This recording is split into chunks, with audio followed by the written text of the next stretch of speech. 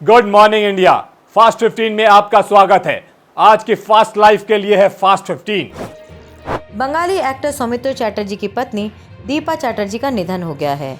रविवार सुबह 2:55 में दीपा ने सॉल्ट अस्पताल में अपनी आखिरी सांस ली। वो 83 साल की थीं और डायबिटीज और किडनी की बीमारी से जूझ रही थीं। सौमित्र और दीपा चैटर्जी की बेटी पालोमी बोस ने इस खबर की पुष्टि की। तृणमूल कांग्रेस के महिला नेताओं ने प्रेस कॉन्फ्रेंस कर प्रधानमंत्री मोदी के उस संबोधन पर सवाल उठाए हैं जिसमें पीएम ने ममता बनर्जी का व्यंग्यात्मक रूप से दीदी बुलाया था। टीएमसी ने इसे महिलाओं का अपमान बताया है। श्यामपुकुर से टीएमसी की उम्मीदवार शशि पांजा ने कहा है कि देश के प्रधानमंत्री को इस तरह की भाषा का इस्तेमाल करना शोभा नहीं देता। ये न केवल मुख्यमंत्री ममता बनर्जी का बल्कि बंगाल और पूरे देश की महिलाओं का अपमान है।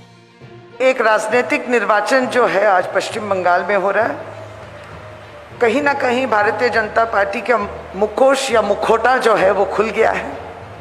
और सबसे दुख की बात है कि जिस भाषा में या जिस भाषा का प्रयोग किया जा रहा है, प्रधानमंत्री, खुद प्रधानमंत्री, पहले ये कहना वर्जित है कि उनके चेयर को हम लोग सम्मान करते हैं। हम लोग गृह मंत्री जो हैं उनका चेयर को भी सम्मान करते हैं, लेकिन दुख की बात यह है कि चेयर में जो बैठे हैं दो शख्स, प्रधानमंत्री और गृह मंत्री, उनको सम्मान कर नहीं पा रहे हैं। और ये सम्मान हम लोग इस वजह से नहीं कर पा रहे क्योंकि ये सम्मान वो नहीं रख पा रहे हैं। आज पश्चिम बंगाल में निर्वाचन जब होता है और निर्वाचन के दौरान यहाँ के राज्य के मुख्यमंत्री के प्रति जिस तरीके से अपने भाषण में इतने बड़े बड़े रैली जो वो करते हैं, बड़ा दिखता है, कितना बड़ा है वो अलग बात है, लेकिन रैली का प्रचार तो टीवी माध्यम से भी हो रहा है।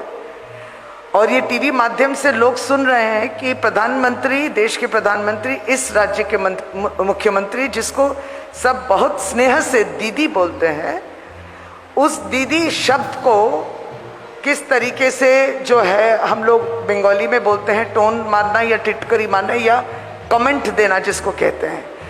और कहते हैं, दोबारा मुझे ये कहने में भी शर्म होती है, जिस तरीके से, जिस अंदाज में दीदी, ओ दीदी, जिस तरीके से दीदी आप कहाँ हैं, दीदी आप सुन रहे हैं ना, ओ दीदी, इस शब्द को इस तरीके से प्रयोग करके दीदी का अपमान करना पश्चिम बंगाल के महिलाओं का अपमान है, देश के महिलाओं का अपमान है।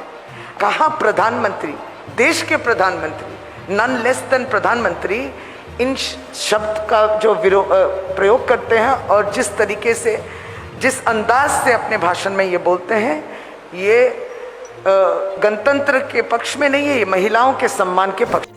बंगाल में चौथे चरण में 44 विधानसभा सीटों के लिए 10 अप्रैल को मतदान होंगे।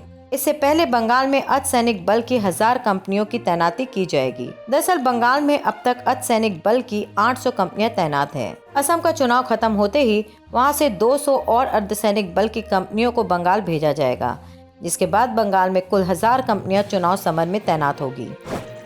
रविवार सुबह जंगीपाड़ा विधानसभा के तृणमूल उम्मीदवार बॉलीवुड के विशिष्ट अभिनेता देव चुनावी प्रचार करेंगे। भांगड़ थाना अंतर्गत पद्दोपुकुर के एक केला बागान से भारी संख्या में बम बरामद हुए, जिससे इलाके में दहशत फैल गई। लोगों ने घटना की सूचना पुलिस को दी। पुलिस ने इलाके में पहुंचकर करीब 41 बम बरामद किए। बारुईपुकुर पुलिस जिला के एसपी इंद्रजीत बसु ने बताया कि गुप्त सूचना पाकर पुलिस ने भारी संख्या में बमों को बरामद किया। देश में कोरोना महामारी ने फिर से पैर पसार लिए हैं। इस बार भी इसका सबसे ज्यादा असर महाराष्ट्र में देखा जा रहा है, जहां पुणे में हालत बेकाबू है। पिछले 24 घंटे की बात करें तो वहां पर 12,494 नए मामले सामने आए हैं। इसके अलावा 64 लोगों की मौत हो गई। इन आंकड़ों ने स्वास्थ्य विभाग की टीम के होश उड़ा दिए हैं, क्योंकि नए मरीजों की इतनी संख्या तो कई राज्यों में भी नहीं है। हालत को देखते हुए महाराष्ट्र सरकार ने पूरे राज्य में कड़ी पाबंदी लगा दी है। नक्सली हमले में घायल जवानों से मिलने के लिए गृह मंत्री अमित शाह छत्तीसगढ़ पहुंचे। गृह मंत्री अमित शाह ने जगदलपुर के पुलिस लाइन में शहीद जवानों को श्रद्धांजलि दी। ड्रग्स मामले में गिरफ्तार अभिनेता एजाज खान कोरोना संक्रमित पाए गए। उन्हें अस्पताल में भर्ती कराया गया। अब उन अधिकारियों को भी कोरोना टेस्ट होगा जो इस मामले की जांच में जुटे हुए हैं और उनके संपर्क में आए थे। 2 दिन पहले एजाज खान का टेस्ट हुआ था और 4 अप्रैल का रिजल्ट पॉजिटिव आया है। हरियाणा सरकार ने प्रदेश के सफाई कर्मचारियों को बड़ा तोहफा दिया। मुख्यमंत्री मनोहर लाल खट्टर ने प्रदेश के ग्रामीण और शहरी दोनों क्षेत्रों में सफाई कर्मचारियों की सैलरी में बढ़ोतरी का ऐलान किया है। सीएम मनोहर लाल खट्टर ने रविवार को करनाल में सफाई मित्र सम्मेलन में अपने भाषण के दौरान ये ऐलान किया। जब हम आए तो 8,000 के आसपास वेतन मिलता था गांव में, शहर में शायद 9 साढ़े 9,000 मिलता था, ऐसा ही था ना 2014 में।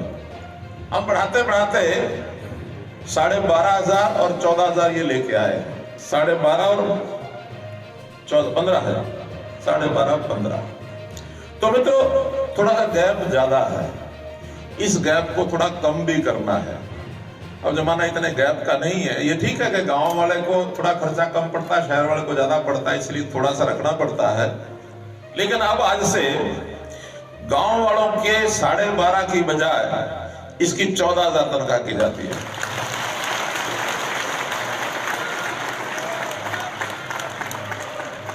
और शहर वालों के भी 15,000 की बजाय 16,000 की जाती है।